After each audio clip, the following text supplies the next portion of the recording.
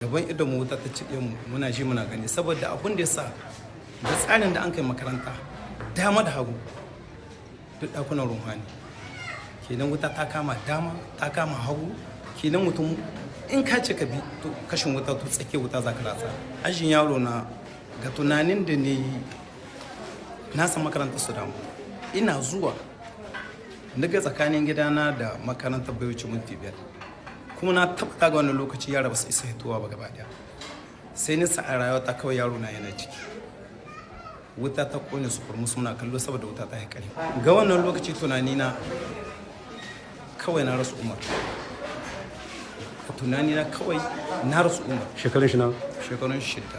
bayan lokacin safiyar sun zo dan kawai safiyar sun ka zo so zan kwana wuta ta kare aiki sun ka kashe wuta lokacin suka kashe wuta na zo daidai kalaskin yaro na ina tare da wani magaji na cewa da yayana ya ce kaga wannan gawayin yara ne ya ce tabbat yaran da wutan ma ta kama su sai suka yi kamal ba su nemi kohon makaranta ba sai suka game da katanga saboda kun san shi yaro bai da tunani shi ce bari ya ruga kenan shi tunani yake da ya koma can tunda wuta ta kama kohol kamar suka ce wajen ginin su samu taimako kashin to su kuma tabbat akwai dana akwai yaro biyu na abokina sannan akwai yaro guda na abokina wannan su hudu kullum tare suke zuwa makaranta tare suke koma kun iya tantance gawakin